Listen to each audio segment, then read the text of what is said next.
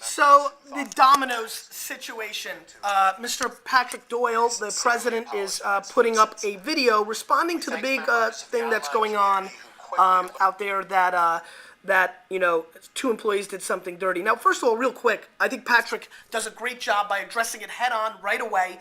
Brilliant move. One thing I would say is, reading off a teleprompter does not make it genuine. Mr. Doyle, I'm sure you could have just done that from the heart.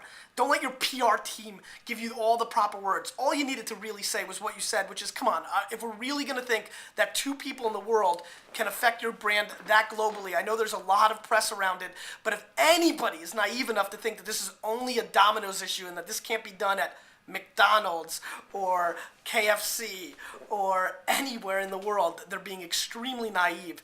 And I think it's great that you addressed it head on. But what I want to talk about is the aftermath of this. I was just on a call 2 seconds ago. That's what led me to jump on this flip cam. And I was talking to a brand. As many of you know, AJ and I are launching a company called VaynerMedia. So we're consulting for a lot of consumer and personal brands. Things are going fairly well. Got a lot of good projects going. Landing some big deals already. But most of all, this brand is now scared. They don't want to do it. They're like, look at what happened at Domino's. I think that's great. I mean, it sucks to lose a consulting opportunity, but it's great that a lot of people are not going to get involved in social media because of this, because that just lets the people that are smart and get it have a bigger opportunity for market share. If you're a brand and you're scared off by this, you completely have no clue of where the world is today. This is opportunity to communicate. Domino's situation is actually the reason social media is awesome, or quote unquote social media, I just call it business. The fact that Domino's has the same outlet to go out and apologize and address the issue right away and be authentic, they win. They were very authentic except for the reading of the teleprompter. Don't look over here. Look directly into the camera. You know what you want to say, Patrick. So here's what I think. I think it's great that people are not going to get involved in this space because they're scared of this, because it leaves more for all of us that get it.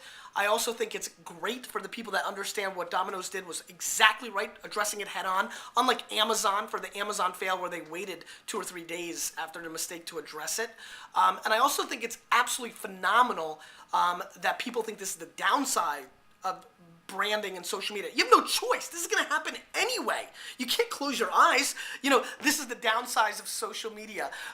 This is not the downside. This is the reality. Everybody has a voice, but more importantly, the truth wins. I'm happy those 2 employees are in trouble. I don't want them to have a felony. I think people are taking it to extreme. I mean, people want to burn them.